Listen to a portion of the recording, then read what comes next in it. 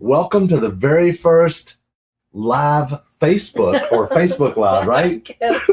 Episode. I don't know what you call it. Brag Radio. We're here in our office in Lake Wiley, South Carolina. So I'm really, really excited you guys are on here. Let's see, who all do we have on here? Look, New Hampshire. Tell us where you're from, guys. Where are you from? Give us a little quick shout out. Look, there's Brian Lee from New Hampshire. And Tina King says, what's up? Says, how you doing? So, guys, thanks a lot for being on. I really, really appreciate it. This is Brag Radio Network. It's all about being rich and generous. That's what this show is about, being rich and generous. Look, we got Nadine Cooper. Also, well, we just got New Hampshire up here. What's up with that? I don't know what's going on. They must really like us. I know, right? That's good. That is good. All right, cool. So, Candace, we got a really cool show planned today, don't we? Do we? Do we? Candace has no idea what we're doing. I have no clue what we're doing. But if you guys have listened to Brag Radio before, that's not really anything new. So I know, right? So Candace has been out there. We've actually been getting back to the basics, haven't we? we have. We've been getting back to basics. And it's brutal. Basics are brutal at times. Can they see me? You can see you. You're in there, okay? They can see you. I don't know if it's this one or this one. You're in both of them. Where they I'm can cut see off. you. So anyway, I'm like touching you. Our knees are touching. I miss the studio. It's kind of weird. Anyway. Cool show, you say. So, I know, right? So, look, been listening to our show. Brian's been listening to the show since the HFD 3-day. What is that? What airport code is that? I'm not sure. I have no idea. Anyway, all right. So, basically, this show is all about being rich and generous, and Candace and I have been getting back to the basics. We've started doing a lot of marketing recently. We're doing a lot of direct mail, right? Right. And a lot of direct mail. We're doing about 25,000 pieces a month, which is a little over 6,000 pieces a week. Right.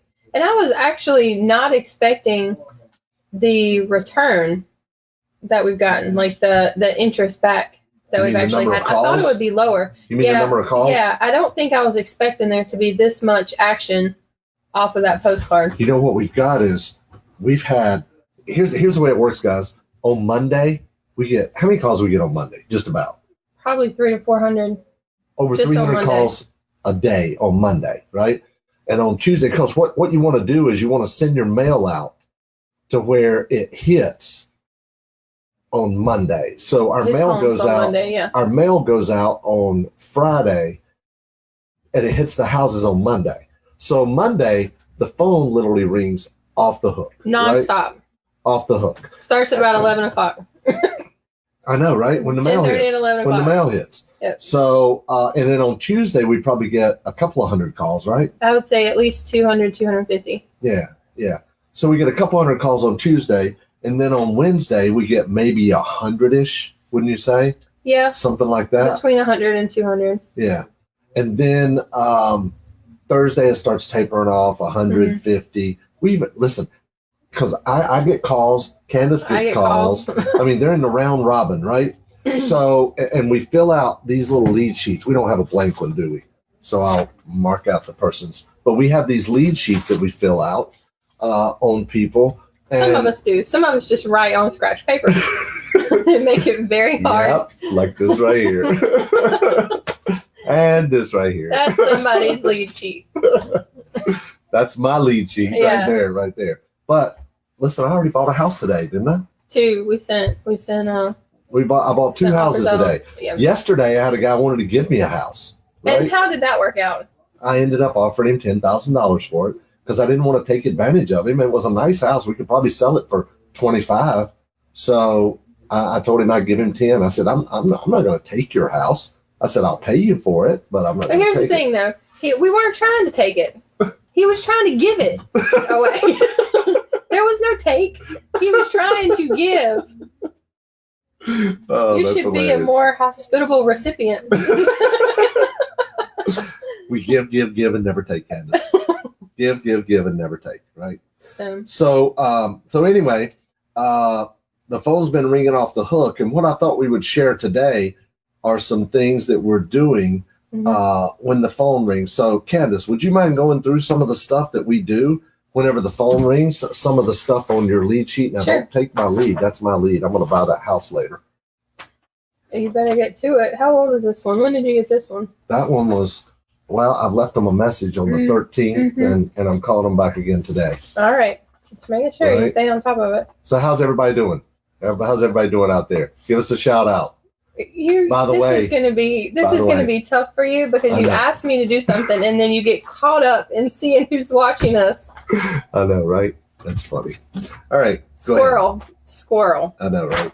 So whenever the calls come in and they do ring, it rings nonstop. It rings in the middle of the night. It rings first thing in the morning. It's ringing at 7, 8 o'clock at night. It's all throughout the day. When I get on the phone with somebody, typically they just want to know what the postcard's about at first. Now that I think is something that will adjust with the next mailing that we do because we've adjusted the postcard verbiage. So that should take some of the explanation of why we send a postcard to them away. But when I get them on the phone and I let them know what it's about, they're interested in selling their house. I ask some questions, just, type of home, brick, wood frame, double wide, single wide. If they know the year built, sometimes they do, sometimes they don't. Bedrooms, bathrooms, the lot size, if they know what the tax value is. Now, in all reality, guys, I can find most of this out on my own, and I do find most of this out on my own, because one of the very first questions I ask them is, what property address are we talking about here? And is this a rental house for you, or is it a primary? Do you live there now? So I get that information, and I'm already pulling up the address so that I have a little bit of knowledge about what's going on with the property before I start asking the questions. And even though I can see it on the screen, I still verify with them what it is, because we've both come across situations where online it says one thing, but you talk to somebody or you go out there and it's something different. Right. Which, by the way, guys, we try to buy them over the phone. That's our goal, is to buy them over the phone. Now, for example, this afternoon after this broadcast, I'm going out to Spindale, North Carolina, to meet a lady that her and her daughter, and they just really wanted to see us face to face, right? So I'm going to do that. Right now, most of the people, though, you can buy it right over the phone. That's what we've done. That's what we've been doing, and we've actually, just from our direct mail, we've got 7 under contract in the last 3 weeks, 8 under contract in the last few weeks. So that's not bad, just from direct mail, right? And we could have been given one house if I had known, Well, and I think too, you've got to look at, like, we've done direct mail in the past. We just ramped it back up long time ago. And all the systems that we had in place then to handle the leads, we didn't have now. So this has been, I honestly feel like we have missed some deals. I know that we've missed some deals because we didn't have a plan in place before we started dropping mail. Y'all know he's the type of person to, ready, fire, aim, last of all. So, and that's kind of what this did, but it's put us in a situation, typically it would really, really frustrate me, but it's put us in a situation to where now we know exactly the systems that we need to put in place instead of guessing, building a bunch of stuff out and it being wasted. Right. So I'm actually okay with it this time. Haven't been freaking out with not having any type of control over what was happening with that. But as an integrator, that's something that would have typically bothered me before. Some other questions that I asked them are recent improvements to the property. Have you done any updates lately? How is the roof? Does it have central heat and air? Or does it have, window units and some other type of heat? Is anything needed? Is there anything that needs to be done? Is it major repairs, or is it just kind of cosmetic repairs? And you can tell when you're on the phone with these people, especially if it's like a landlord or something, that's got it as a rental property, you adjust your language to fit however they're carrying the conversation. If they're using real estate terms, you can use real estate terms. But if you're talking to a homeowner that's living in the property and just thinking about selling, or maybe it's a property that they inherited and they just don't know what to do with, you can't use lingo and terms and things like that. You're going to be way over their head. Right. So that's a good point. Yeah, you just kind of, it's almost like mirroring, but You know what I mean? Using their verbiage. Yeah, you use the same verbiage. What was that word I made fun of you the other day? I put it in my Candaceisms, and you said you only used it because they used it. Right? You remember that? Oh, it was yesterday. Yeah, it was. You made up a word. Oh, you said agreeance. Agreeance. If we can come to agreeance. I'm like, what is that? This guy you had mean used agreement. No, this guy had used the word agreeance earlier in the conversation, almost right when we got on the phone. And so later, when I was telling him kind of how we worked, what I would do was, hop off the phone, find out some of the information, do some research that he wasn't able to find out the information he wasn't able to give me by doing some added research, and then be able to give him, that way I could call him back with an offer, that we felt was fair for the market. And that's another thing that Larry's really good about telling them when he's on the phone, explaining kind of how we come up with our values. Is it's not just a value we pull out of thin air. It's one that is market supported. It's one for the area where the house is that we're actually looking at. Right. So, and so I used that word agreeance when I was getting off the phone with him because he used it earlier, and Larry heard me. I sit right outside his office now with the leads. I kind of moved my office over to this side of the building to be able to handle this influx of leads. But I just want to stop right there and mention that I got to show this. This is good. Brian, thanks a lot, man. I appreciate that. That is good advice, Candace. What you want to do is you want to mirror and match people. You want to use their lingo. If they use certain terms and certain words, you want to use that too, right? That's very, very important because it gets people to like you and trust you more. And that's what this is all about. Right. You got to, in fact, one of the first things I say to people when I get them on the phone, and I'm sitting right here in my office, and whenever Candace, she tees them up, right? And then I call them. One of the first things I say to people is, what's going on in your life right now that causes you to need to sell your house, right? Because we're not just looking for somebody that wants to sell. We're looking for somebody that needs to sell. Does that make sense? Yeah. That's very, very important. There's a big difference. And then with these postcards, people get these postcards, and some of them haven't even ever thought about selling. So they really don't know. They've never talked to anybody about selling a house before. Maybe they've been in this house for 50, 60 years. Right. And they don't know. But maybe they're facing a life change where they need to move into some type of community home, something like that, like an assisted living type situation. Or maybe if they know somebody's willing to take their property kind of off their hands and give them a nice offer for it, they can move in with a family member or something like that. And so it puts an idea in front of people that maybe they hadn't thought about before. And I think that's a big point with direct mail that doesn't get talked about enough, that people don't really know that they want to sell until they start spending the money in their head. That's so true. Of what they could get for That is so true. And one of the things that I think is really, really important, guys, there's a lot of people out there that when they're doing marketing, whether it's Craigslist, direct mail, Facebook, whatever it is, they have it go to a voicemail, right? They have a service or voicemail service or something like that, and then they call back and listen to the message. I'm a firm believer that if you can answer the phone live, you have a much better chance of negotiating with that person, getting them to like you and trust you, and being able to do the deal. For example, one of the 2 deals I wrote up yesterday was somebody that just called in. We had never spoke to them before. And they called in, I answered the phone, and literally within 10 minutes, I was getting their home address to FedEx them a contract, right? So, just by answering the phone, you can get deals. So the first thing I would suggest in lead management is answer the phone live. If you can at all. Now, you guys know, how many people do we have on the round robin that are answering the phones? We can't answer. Me and you. Right. So now, me and you. The 2 of us. Initially it was 4, now it's 2 of us. Right. But there's no way that Larry and I can answer the 350 to 400 calls that come in on Mondays alone. So most of those are going to go to a voicemail, depending on the length of conversations that we're having with people and how far we can get on the first call, because you can get further than I can, right? for now.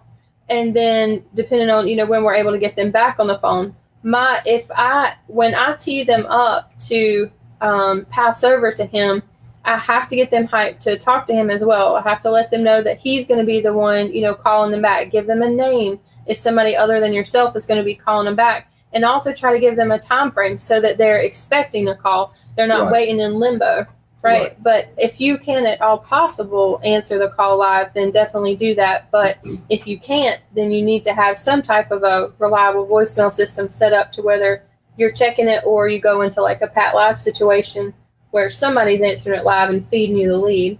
Right. Now, if you can afford it, and I know a lot of people getting started in real estate, you're working a full-time job, right?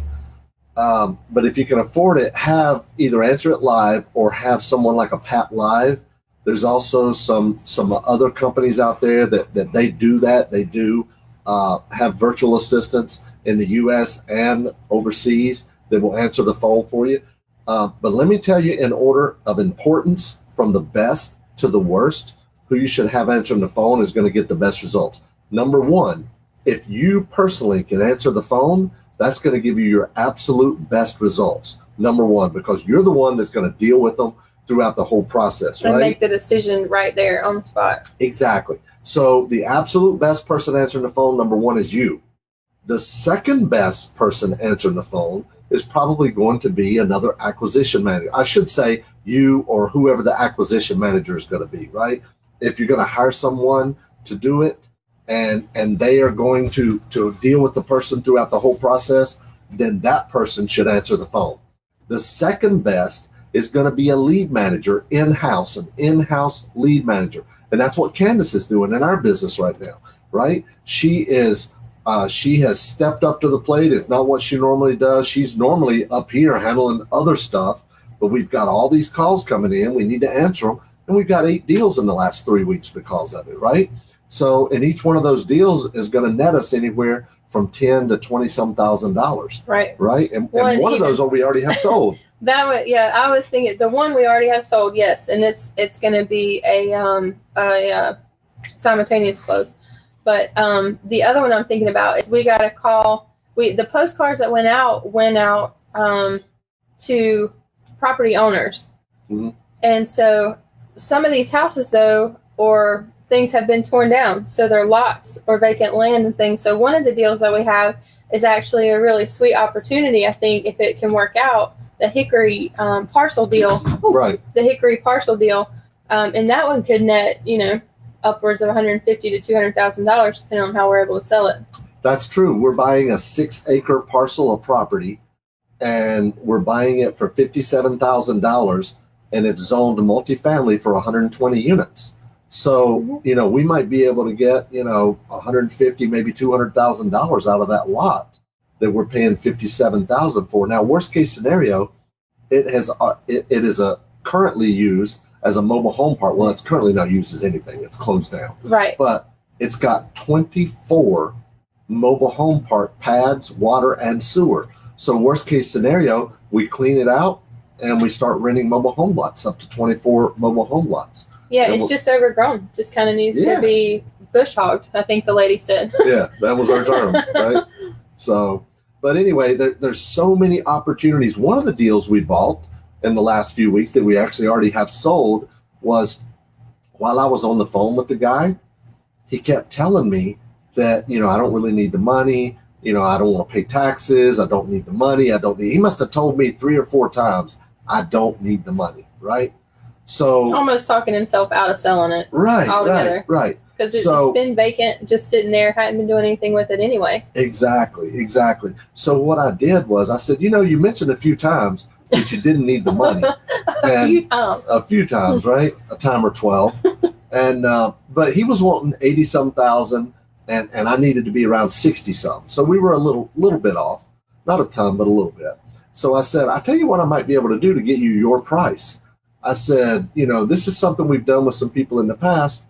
I said, if you'd like, you could finance it for us, right? You could sell or finance it and take what's called the installment sale, and you only pay taxes on the money in the year you receive it. So we could set it up where we would pay you every month, and it would be secured by the property itself, right? So that's exactly what we did. Now, he never mentioned down payment, and I didn't either, right? Neither one of us ever mentioned down payment. So he's financing couple thousand dollars, right? $82,000 and no money down, right? And we already have the property sold. We already have the property sold for $99,900, and the person's putting $18,000 down. They know what we're paying for it, right? And the guy who is selling us the house, I told him, I said, all we're going to do is find someone that's going to give us a down payment, and that'll even give you more of a security, right? Does that make sense? Completely upfront and honest with him, and really all he wanted was the monthly payments. So he liked the fact that he wasn't going to have a huge tax bill, because that was part of the reason he decided to sell it anyway, was the taxes were due. Right. So he just was really ready to just have that debt taken off of him with something that wasn't producing any income. Exactly. So exactly. All he need, and he owned it free and clear and inherited it, I think. And that was it. So Nadine has a question. She wants to know, how do you choose who to send postcards to? How do you identify likely sellers? Well, there's a lot of sources out there, like listsource.com, corelogic.com. There's other places you can buy lists. And what you typically want to do is look for what they call absentee owners, people who own a property here, but they live over here, right? Absentee owners. And now some of the ones we mail to, they live in the house, right? Some of them, but absentee owners is probably a better list. But also, you want to look for people who have owned the property a minimum of 10 years, right? And there's other lists out there as well. There's probate, there's inherited, there's code violations, delinquent taxes. There's so many different types of lists. But for the most part, most people direct mail to absentee owners, inherited property, probate, code enforcement. But with the absentee owners, they're going to send them out to people who have owned a minimum of 10 years. Now, what we like to do is we like to make sure that the property value is $100,000 or less. Because what we have found is that it's much easier to sell a house if we can sell it for $30,000, $40,000, $50,000, right? Especially wholesale selling, right? Does that make sense? Yeah. Yeah, that's exactly what we want to do. Now, and what we did, like Larry's saying, all of these different types of lists, and you can drill down and get really, really specific on the types of properties that you're wanting to buy. There's the list brokers will work with you to get your specific demographic. What we did was more of a blanket list that covered a bunch of different things. Counties. And multiple counties. It's just by counties. And so we're getting all kinds of stuff, property, like I said, properties that have been torn down, so they're vacant lots now, inherited properties, people that are absentee owners that have 3 to 5, 10 properties, they're landlords that have a portfolio, and maybe they're in their 80s, maybe they're ready to get rid of some of these, which is what we found as well. There was one couple that I talked to earlier in the week, and they have a portfolio of properties. The wife runs everything for the most part, and they are only willing to sell one a year. That's it. That's their plan. And they've got, I think she said they have 7 properties left, and they're only looking to sell one a year. Now, just so you know, I called her as well. And I tried to do the exact same thing I did on this other property. And I even said, recently I was talking to a guy, because I knew if she was only selling one a year, that her tax advisor told her that. So I asked her point blank, why are you only selling one a year? She said, so I don't have to pay much taxes, right? So I said, well, I just helped somebody last week. Let me see if I can help you. So I said, I might be able to give you what you want, and help you avoid paying taxes. So we were all the way down to where do you want me to mail the contract, right? I mean, she was on board. She was excited about it. And then she said, well, now, wait a minute. There's just one thing we hadn't talked about. How much are you going to put down? And she wanted $5,000 down, but I was only buying the house for $20,000, right? So I couldn't put $5,000 down on a $20,000 house. That didn't even make sense, right? So plus she only wanted to finance it for like 5 years. I said, well, we'll amortize it for maybe 10 or 15, but we'll pay you off in 5 years. Yeah, we won't have a prepaid penalty, right? Yeah, in the contract. Exactly. So plus we want it to be assumable. We always want our loans to be assumable, where there is no due on sale clause, That way, if we get it under contract with owner financing, we can wholesale it to somebody else if we're not going to keep it and let them pay us the money down. And that's like wholesaling a seller finance deal, right? So that's really cool. That works out really well. Mm-hmm. So now we've talked about lead management. The next thing I want to talk about is returning calls, right? So when Candace tees them up, it's my job to get on the phone and call them back.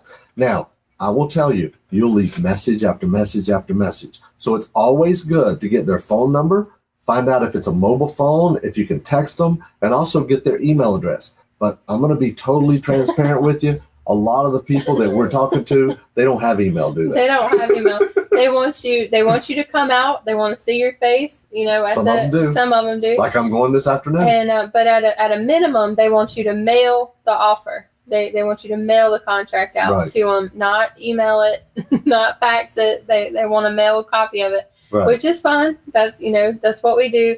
And when we do mail it, I can speak to this as well. When we do send out a copy of the contract, we send it out overnight, UPS, and we send it with a return envelope back to us inside that envelope, so they don't have to do any work but sign it where I have highlighted and stickies. Please sign here. And stick it back in the envelope and send it back to us. So you want to try to make it as easy for them as you can. That's awesome. That's a great point. That really is. We do try to make it as easy for them. We also put a little cover letter in there as well to kind of give them an overview of who we are and what we do and that sort of thing. And the conversation that you had with them, confirming the price, right? Confirming the price and if there are terms or anything like that. Exactly. So once I get them on the phone, I'm just really finding out what's their pain button. Why do they need to sell? Are they moving into a retirement home?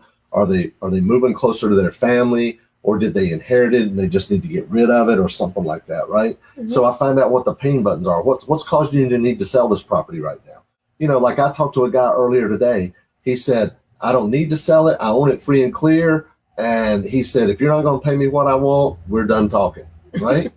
And that's fine. It's not a problem. Right. The only thing I can come back with that is, well, let me ask you a question. I notice here you only paid $12,000 for it and you're asking $80,000 for it. You're probably going to have a pretty high tax bill, aren't you?